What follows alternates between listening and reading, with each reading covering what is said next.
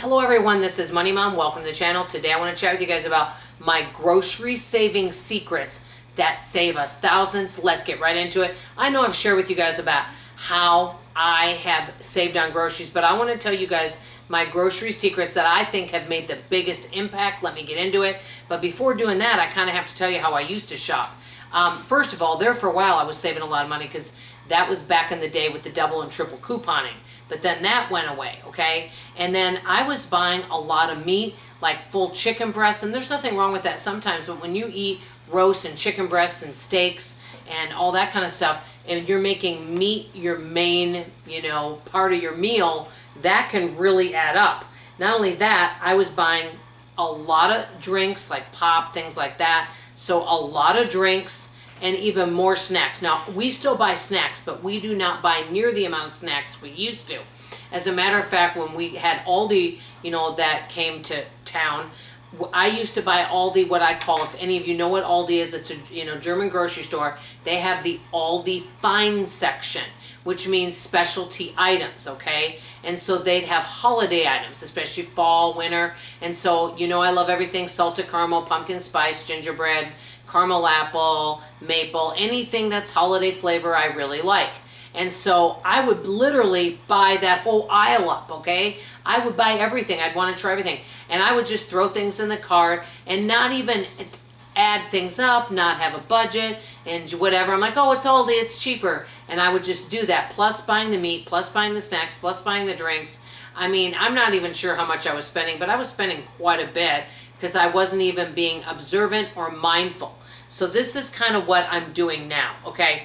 One of the things, the first thing I'm doing is I'm asking myself, and I'll give an example from today. What are some things in our house that's getting older that we should maybe use up? A lot of times that's going to be produce. One of the things, though, is we had some oatmeal packets. And we had them for a while. Now, they weren't like expired, but you know what? Those kind of things do get stale, and they aren't good if you have them forever. And so we made that up, and that was one of the little side things that we had today. So we use that. So ask what ingredients are getting older that I really need to use up. I'm not as concerned about canned foods as much, but I am concerned about refrigerator foods and certain things in the freezer because you don't want things with freezer burn, okay? Number two, once a week we organize our refrigerator, freezer, and pantry. I go through spices, I go through things, and I'm always looking. I still make mistakes. So the other day I didn't realize that I had purchased 2 things of poultry seasonings. I did donate one, but I do make mistakes. But really, I'm working on making sure that I'm not overbuying.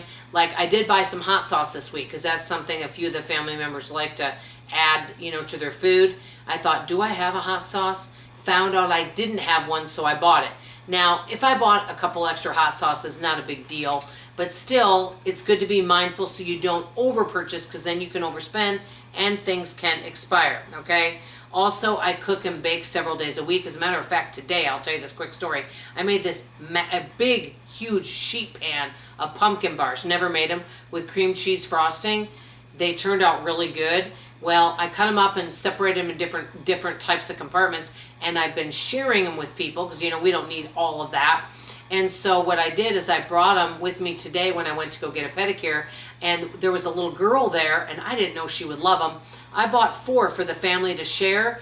This little girl, who's 9 years old, came out and she handed me the container. She goes, oh, they were delicious. I said, oh, did everybody get one? She goes, no, I ate all of them. I'm like, you did? She ate all 4 of them. She goes, yeah, they were just so good. The family laughed about it because she doesn't normally get treats like that, but I guess that means I can bake good. So anyway, I love to share what I make, but I cook and bake almost every day. I'm going to say 5 days a week. And I spread things out. That way we have food here, and so I make my husband's breakfast casserole. I make some kind of baked good. I make different meals. And like I noticed we have some veggies in the freezer. And, we bought them a while ago. I'm like, you know what? I really need to use those up. So I'm always looking. And I noticed I had some buns in the freezer. Those kind of things can get kind of hard. So I incorporated them into a meal plan as well. And so just kind of always planning, especially with the cooking and baking. I make a lot of what I call mock recipes. If it's something that you can purchase, out and about at a restaurant, I find a way to make it at home. May not be the exact same thing, but it saves a lot of money. I substitute ingredients. There's times where I want to make a recipe and I don't have a certain ingredient. Or it even says, oh, you must use an Instapot. I'm like, well, I'm going to use my slow cooker. Or you must have this particular kitchen gadget. I'm like, nope, I'm going to work around it. I substitute ingredients all the time. I used to run out and have to get that one ingredient. I don't do that anymore. I either omit or I substitute an ingredient.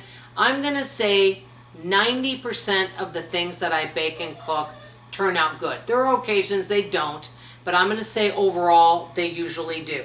Okay, the next is I make simpler recipes. I have a cookbook, which is one of my favorites, 4 ingredients or less. I love it, and I use like 5 ingredient or less cookbooks. I also try to look up simpler recipes. I don't want something that has, 20 different ingredients in it and specialty ingredients, okay? And speaking of that, I keep staples in my house at all times, things I know I'm going to use. So rice would be one thing, pasta would be another thing. And then there's some refrigerated things too, shredded cheese, regular cheese, Greek yogurt or sour cream, things that I know that I am going to be using, all the time. Always have to have eggs, things like that, so that I can throw together any kind of meal and it doesn't have to be fancy. Next, I pay cash for things. That really helps. I'm not saying I've never used my charge card when I'm buying groceries, like for some reason I forgot cash, but it's extremely rare. Using cash, guess what? I have to put items back. If, let's say all I had was 90 bucks on me and I wanted to buy some things and I added it up on my calculator and it was 93, well then something's going back on the shelf because I'm not going to charge, and buy extra. I'm going to put something back. So once the cash is gone, that's it. Another thing, I know many of you think this is wrong, but I do eat some expired food. I know, there's some questions on that. But that's not meat or dairy or things that are questionable. It might be crackers or cereal, things like that, okay? Another thing, and I already mentioned this, I put one item back at the end of each shopping trip before I go up. I look through the cart and say, do I really need all this? Are there some things I can go put back to save money? And most of the time, I usually put 2 or 3 things back, which really helps. And then when I get home, I go, hey, what happened to that item? Oh, I forgot, I put it back. Another thing that I do is I used to just kind of shop at Aldi, and I love Aldi, but now I've been shopping other places as well to be able to get good deals, and I'm buying with the loss leaders, so the items that are a really good deep discount, and I'll buy some things on clearance, but I buy things that are on sale at a really good deal. And I'm trying to get to the store earlier, and so I'll stock up then on those items. Another thing is I've been making a lot of stews, casseroles, and soups. I've been looking up YouTube channels and how to make stews and soups and things like that. And so that way we've got plenty, and it makes a lot. And then another thing is I portion out all of our meals in these containers. That saves a lot of money too. So these are all the things I do. I will tell you this, I looked this up before starting the video.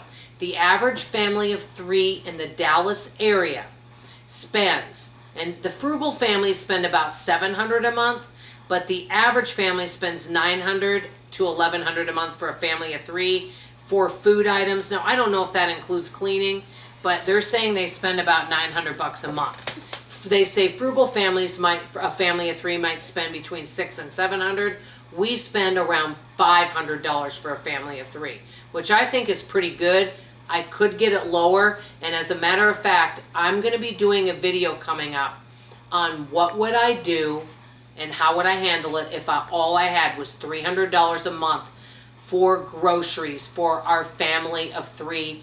What would I do if all I had was $300? So let me know if you want to see that video, because I have some answers to that question. So let me know what you guys think. What are some of your very best, I guess, money-saving secrets when it comes to groceries? I want to hear from you in the comments below. I know I could be way more frugal than I am now. I could even slash my grocery budget more, but I feel like we're doing good, and we can always change it if we need to in the future. So let me know how you're saving money. I always love to hear from you. Love you, appreciate you. Hope to see you on the next video. Bye, everybody.